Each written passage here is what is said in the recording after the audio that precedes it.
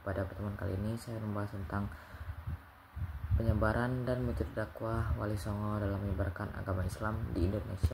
Sebelum era Wali Songo, Islam sudah masuk ke Indonesia sejak pertengahan abad ke-7 Masehi yang dibawa oleh para saudagar Arab yang sudah membangun jalur perhubungan dagang dengan Nusantara jauh sebelum Islam.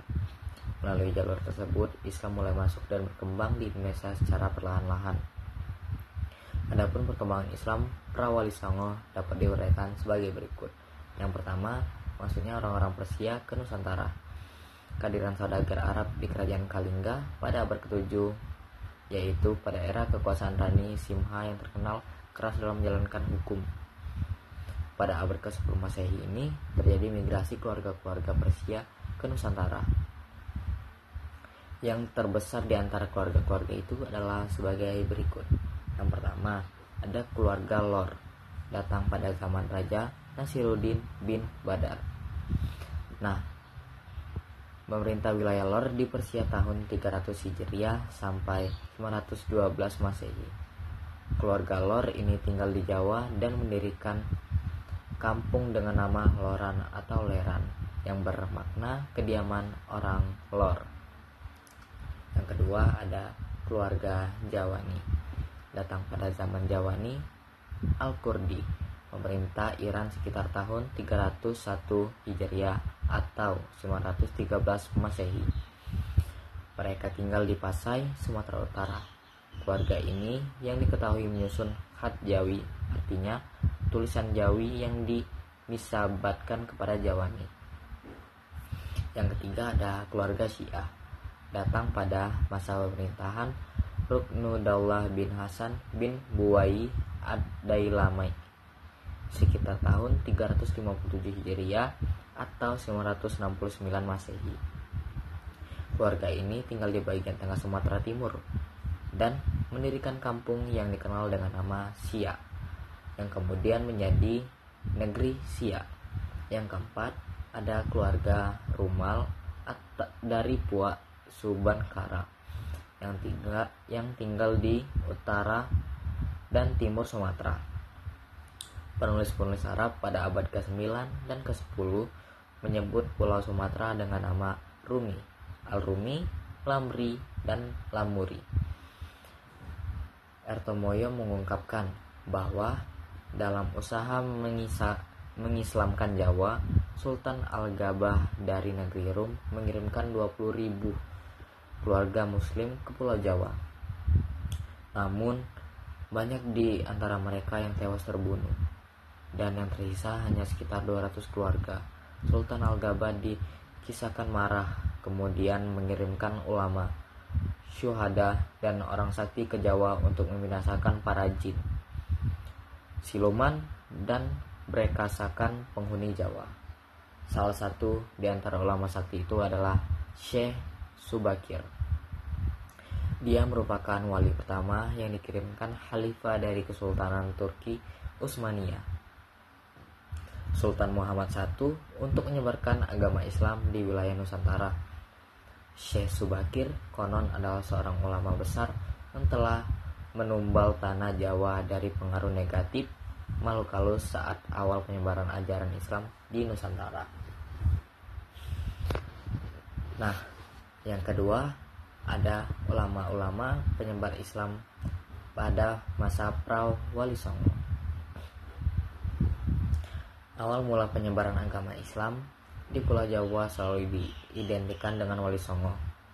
Oleh mereka, agama Islam diajarkan kepada seluruh lapisan masyarakat Jawa yang saat itu menganut ajaran Hindu dan Buddha. Namun, sebelum adanya Wali Songo, banyak masyarakat di Pulau Jawa telah mengenal lebih dulu keempat ulama ini yang turut serta dalam penyebaran agama Islam di Indonesia. Keempat ulama tersebut diantaranya sebagai berikut. Nah, yang pertama ada Syekh Datuk Hafi Syekh Nuryati yang lahir Malaka sekitar pertengahan abad ke-14 dan dikenal sebagai Syekh Datuk Hafi, adalah putra Syekh Datuk Ahmad. Seorang ulama termuka, Syekh Datuk Ahmad adalah putra Maulana Isa dan memiliki adik bernama Syekh Datuk Soleh yang merupakan ayah Syekh Siti Jenar. Dengan demikian, Syekh Datuk Hafi adalah saudara sepupu dari Syekh Siti Jenar. Di kampung Persambangan, Syekh Nurjati melakukan dakwah Islam dengan pendekatan bijaksana, sehingga pengikutnya berkembang pesat, termasuk Pangeran Walang Sungsang dan keluarganya yang ingin mempelajari agama Islam. Yang Syekh Nurjati memberikan pelajaran keimanan secara bertahap, mulai dari ilmu fikih sesuai mazhab Syafi'i sebelum memasuki ajaran tarekat dan makrifat, dikenal karena karomahnya yang menjadikan pusar bumi di Gunung Jati sebagai tempatnya, yang memancarkan sinar ke seantero jagat. Syekh Nurjati wafat dan dimakamkan di Gunung Jati, yang juga menjadi tempat Syarif Hidayatullah atau Sunan Gunung Jati. Gapura bersayap di makamnya menandai masuknya Islam di Cirebon dan merupakan karya di dekoratif yang khas dari wilayah pesisir utara Jawa pada abad ke-15 hingga 17 Masehi. Yang kedua ada Syekh Maulana Akbar. Syekh Maulana Ali Akbar adalah ulama yang berperan penting dalam penyebaran agama Islam di Nusantara. Sebelum zaman Wali Songo lahir di Persia, Iran, beliau merupakan cicit Sultanul Aulia Syekh Abdullah Qadir Al-Jailani dan dikenal sebagai Syekh Ali Akbar. Beliau memiliki keahlian di bidang kesehatan dan kedokteran Islam, serta mampu berdakwah di wilayah kerajaan Majapahit, di mana masyarakat masih menganut ajaran Hindu-Buddha. Bersama ulama lainnya, Syekh Ali Akbar menyebarkan Islam dengan pendekatan yang sesuai dengan konteks masyarakat setempat. Melalui semangat yang tinggi, Syekh Maulana Ali Akbar memulai dakwah dengan pengobatan gratis untuk rakyat sekitar, yang membantunya menarik minat masyarakat untuk memasuki Islam. Penampilan yang menyejukkan dan tutur kata yang santun membuat beliau dihormati oleh banyak orang. Beliau diperkirakan meninggal pada tahun 1435 Masehi dan dimakamkan di Gunung Santri, Cilegon, Jawa Barat. Melalui ketelatenan dan kesabaran, Syekh Ali Akbar berhasil menjalankan misi dakwahnya, membantu masyarakat tanpa memandang derajat. Nah, yang ketiga ada Syekh Jumadil Kubro. Syekh Jumadil Kubro lahir pada tahun 1349 Masehi di Samarkand. Ada Syekh Jumardi Kubro adalah ulama keturunan dekat Rasulullah SAW yang dikenal memiliki karamah besar, sering disebut dalam berbagai babat dan cerita rakyat. Beliau berperan sebagai pelopor penyebaran Islam di Jawa sebelum Wali Songo mampu menembus kekuasaan kerajaan Majapahit. Meskipun berasal dari Asia Tengah, beliau datang ke Jawa melalui laut dan tinggal di daerah Tandes, di mana beliau berdakwah bersama para ulama lainnya. Melalui semangat yang tak kenal lelah, meskipun usianya lebih dari 100 tahun, Syekh Jumadil Kubro memulai dakwahnya melalui perdagangan. Ia mendapatkan dukungan dari pedagang muslim lainnya, sehingga kegiatan dakwah dan usaha dagangnya berjalan dengan lancar. Penampilan yang menyejukkan dan tutur kata yang santun membuat beliau dihormati dan masyarakat mulai memeluk Islam secara bertahap. Syekh Jumadil Kubro wafat pada 15 Muharram 857 Hijriah atau 1465 Masehi di usia 116 tahun dan dimakamkan di Desa Troloyo, Mojokerto. Dan yang keempat ada Syekh Kuro. Syekh Kuro menurut naskah Purwaka Caruban Nagari adalah seorang ulama asal Kampah, putra dari Syekh Yusuf Siddiq, seorang ulama besar di daerah Nasab, dengan Syekh Jumadil Kubro dan kakeknya Syekh Jalaluddin yang berasal dari Mekah. Dari garis ibunya Diah Kirana, Syekh Kuro juga memiliki keturunan yang menguatkan warisan keagamaan dalam keluarganya. Di dalam menyampaikan ajaran Islam, Syekh Kuro menggunakan pendekatan dakwah bil hikmah sesuai dengan firman Allah Subhanahu wa taala dalam Al-Qur'an surah An-Nahl ayat 125. Nah, sekarang saya akan membahas tentang metode dakwah Wali Songo. Kehadiran mereka sekitar abad ke-15 Masehi membuat Islam dapat diterima sebagian besar penduduk Jawa. Saat itu, masyarakat Jawa yang dulunya menganut agama Hindu, Buddha, dan Kebudayaan berhasil memahami Islam dan akhirnya memutuskan menjadi seorang Muslim dalam kurun waktu 50 tahun saja. Keberhasilan tersebut tidak lepas dari metode dan strategi yang digunakan oleh Wali Songo saat berdakwah. Adapun metode dakwah yang digunakan oleh para Wali Songo dalam berdakwah antara lain sebagai berikut. Metode dakwah Wali Songo yang pertama ada ceramah. Para wali melakukan dakwah dengan cara memberikan ceramah kepada para jamaah yang jumlahnya cukup banyak. Metode dakwah melalui ceramah ini sampai sekarang terus digunakan oleh para mubalik, ustadz atau kiai untuk melakukan syiar Islam kepada masyarakat. Yang kedua ada tanya jawab dan diskusi. Metode tanya jawab dan diskusi dalam berdakwah maupun saat pengajaran ilmu agama sangat efektif digunakan.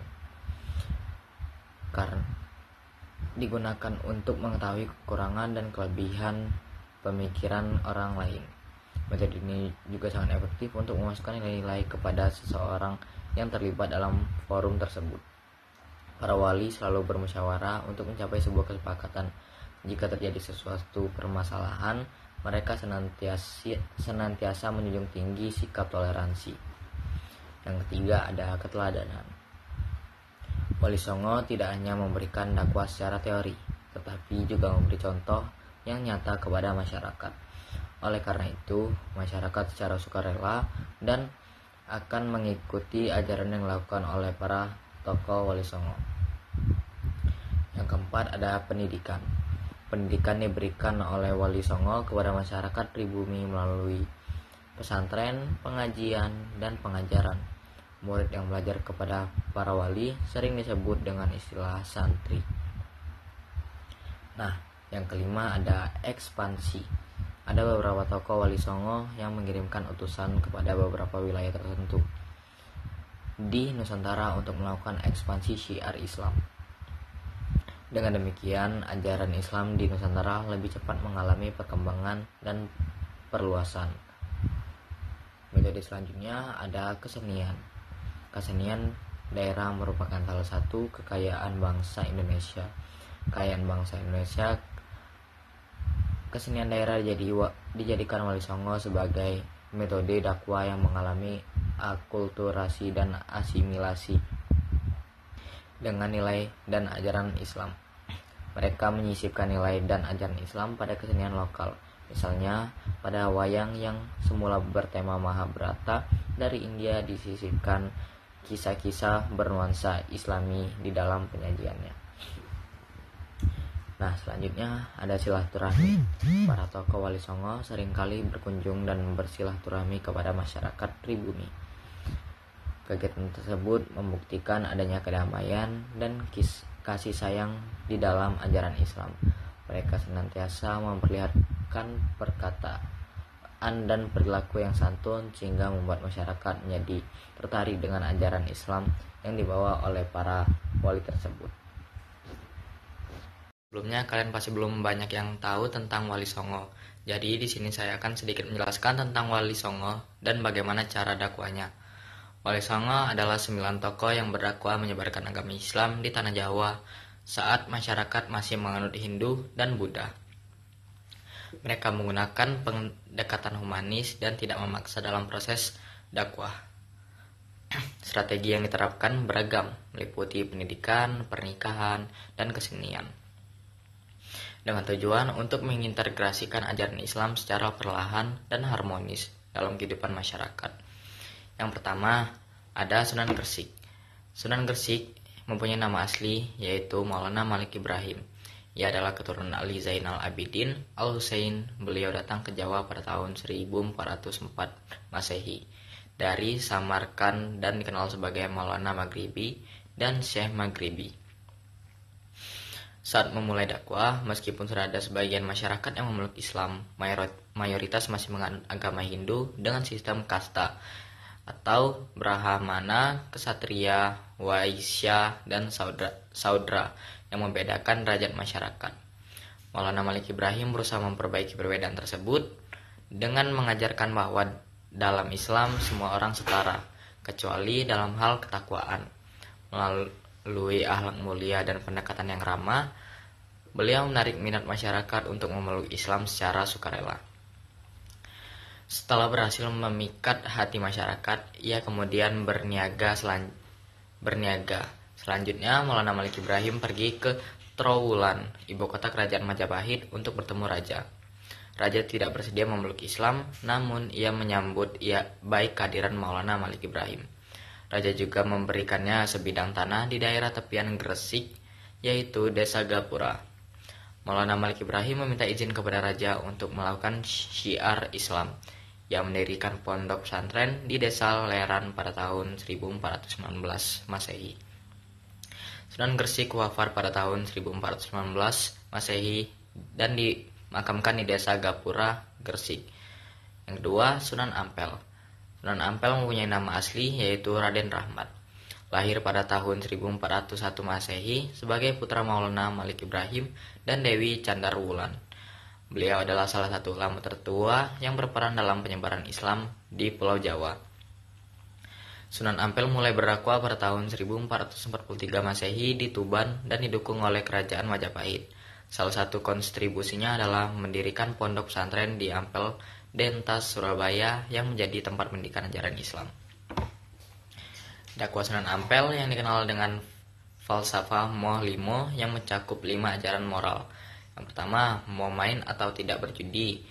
2, mau ngambe atau tidak minum arak. Yang ketiga, mau maling atau tidak mencuri. Mau madat atau tidak menggunakan narkoba. Dan mau madon atau tidak berzina. Falsafah tersebut bertujuan untuk membentuk akhlak masyarakat agar lebih baik. Yang ketiga ada Sunan Bonang. Raden Maulana Mahdum Ibrahim dijuluki Sunan Bonang, adalah putra Sunan Ampel dan Nyai Ageng Manila. Lahir pada tanggal 1465 Masehi, beliau dikenal sebagai wali dan seniman yang berdakwah di Tuban, Jawa Timur, hingga wafat pada tahun 1525 Masehi. Di dalam proses dakwahnya, Sunan Bonang menggunakan alat musik tradisional gamelan untuk menarik perhatian masyarakat yang gemar hiburan, sehingga mereka tertarik mempelajari agama Islam. Selain mendirikan pesantren sebagai basis dakwah, Sunan Bonang juga menyebarkan ajaran Islam dengan berkeliling dan menciptakan karya sastra seperti pawayangan, suluk, dan tembang tamsil. Melalui seni dan sastranya, beliau mulai mengajarkan nilai-nilai keislaman dengan tembang-tembang yang menyentuh hati seperti tembang Tombo Ati, sehingga masyarakat mempelajari ajaran Islam dengan senang hati dan tanpa paksaan. Keempat, Sunan Derajat. Sunan Derajat bernama asli Raden Kasim, lahir pada tahun 1470 Masehi sebagai putra Sunan Ampel. Beliau juga dikenal dengan nama Syarifuddin dan mengajarkan agama Islam dengan bijaksana, setelah belajar dari ayahnya dan para ulama dari Arab. Raden Kasim mulai dakwah di Gresik dengan mendirikan musala yang kemudian berkembang menjadi pondok pesantren. Ia dikenal karena keahliannya dalam melanturkan syair dan memainkan gamelan yang menarik banyak orang untuk datang ke desa Banjarwati. Raden Kasim melanjutkan dakwah ke desa Derajat dan Lomongan, mendirikan masjid di lokasi pegunungan yang aman dari banjir. Ajaran dakwahnya yang dikenal sebagai Catur Piwulang yang berisi sebagai berikut. Yang pertama, paring teken marang wong kang kaluyon lan wuto, artinya memberikan tongkat kepada orang buta. Yang kedua, paring pangan marang wong kang kaliren, artinya memberikan makan kepada orang yang kelaparan. C, paring sandang marang wong kang kawudan, artinya memberikan pakaian kepada orang yang telanjang. Dan yang keempat, paring payung marang wong kang kodanan, artinya memberikan payung kepada orang yang kehujanan. Nah, Raden Kasim mengajak umat Islam untuk saling membantu tanpa memandang perbedaan. Dan beliau wafat pada tahun 1522 Masehi, dimakamkan di Desa Derajat, Lamongan. Dan yang kelima ada Sunan Kudus. Sunan Kudus mempunyai nama asli Sayyid Jafar Shadiq Ahmad Khan. Lahir sekitar tahun 1500 Masehi di Jipang, Panolan. Ia adalah putra Sunan Ngudung dan Syarifah, serta mendalami ilmu agama dari ayahnya, Kyai Telingsing dan Sunan Ampel. Selain agama, ia juga mempelajari ilmu sosial, politik, budaya, seni dan perdagangan di dalam dakwahnya. Jafar Shadiq tidak menggunakan kekerasan, melainkan memberikan kebebasan tradisi yang ada, sambil secara perlahan menyisipkan ajaran Islam ke dalamnya. Untuk mendukung dakwahnya, Jafar Shadiq membangun pancuran wudhu di Masjid Menara Kudus dengan 8 pancuran yang masing-masing diletakkan arca. Hal ini bertujuan agar umat Buddha terdorong untuk mempelajari Islam. Setiap pancuran memiliki makna penting, mulai dari pengetahuan yang benar hingga menghayati agama dengan benar. Ia merumuskan strategi dakwah yang efektif tanpa menyakiti hati orang lain. Sunan Kudus wafat pada tahun 1550 Masehi dan dimakamkan di Kudus, Jawa Tengah. Yang keenam ada Sunan Giri. Sunan Giri bernama asli Raden Paku atau Ainul Yakin. Lahir di Blambangan pada tahun 1442 Masehi sebagai putra Maulana Ishak dan Dewi Sukarda. Ia berguru kepada Sunan Ampel di Surabaya sebelum mendirikan pesantren di Giri, yang kemudian menjadi pusat kekuasaan yang dikenal sebagai Giri Kedaton. Raden Paku dikenal sebagai seorang ahli politik dan berperan penting dalam meletakkan dasar-dasar kerajaan Demak Bintoro. Dalam dakwahnya, Raden Paku menggunakan berbagai metode, termasuk pendidikan, budaya, dan politik, yang memanfaatkan seni pertunjukan untuk menarik minat masyarakat, menciptakan tambang seperti Asmarandana dan Pucung. Setelah permainan anak-anak Coblak Suweng, Raden Paku wafat pada tahun 1506 Masehi, dimakamkan di Dusun Giri, Desa Gresik, Jawa Timur. Yang ketujuh, Sunan Kalijaga. Sunan Kalijaga lahir sekitar tahun 1400-an dari keluarga bangsawan Tuban. Dikenal sebagai Raden Syahid, ia menggabungkan ajaran Islam dengan tradisi dan budaya Jawa, menggunakan kesenian sebagai sarana dakwah yang efektif. Melalui metode sufistik yang berbasis salaf, Sunan Kalijaga menarik banyak adipati dan masyarakat Jawa untuk memeluk Islam melalui pertunjukan wayang tanpa biaya. Ia hanya meminta mereka mengucapkan 2 kalimat syahadat. Di dalam pertunjukan wayang, Sunan Kalijaga memadukan naskah kuno dengan ajaran Islam, menambahkan karakter seperti Semar dan Petruk yang masih populer hingga kini. Ia juga menciptakan tembang seperti Lir Ilir yang mengandung pesan tentang kebangkitan dari kesedihan dan pentingnya amal baik. Melalui pendekatan yang bijak dan adaptif, Sunan Kalijaga berhasil menyebarkan Islam secara perlahan kepada masyarakat yang awalnya menganut paham animisme. Sunan Muria yang lahir sekitar abad ke-15 Masehi dengan nama asli Raden Umar Said, dikenal sebagai sosok penting dalam menyebarkan Islam di sekitar Gunung Muria.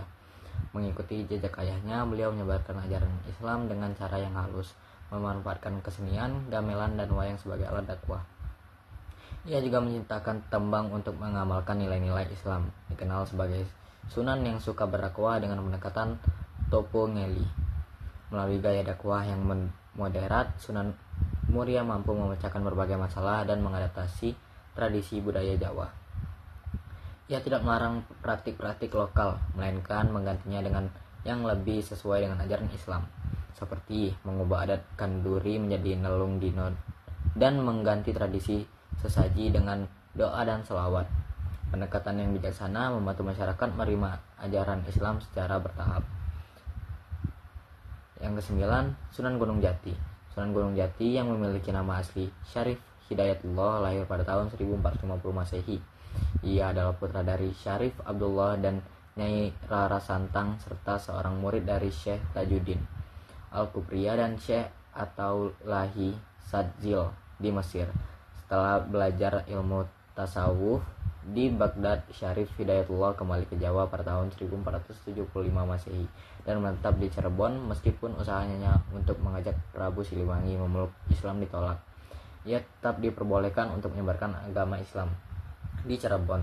Syarif Hidayatullah diangkat sebagai penguasa Kesultanan Cirebon, menggantikan ayah mertuanya, Pangeran Cakrabuana, yang menerapkan kebijakan yang meringankan pajak bagi rakyat dan membangun Masjid Agung Sang Ciptarasa. Nah, itu dia penjelasan dari saya tentang penyebaran agama Islam dan dakwah Wali Songo di Indonesia. Sekian dari saya, terima kasih. Wassalamualaikum warahmatullahi wabarakatuh.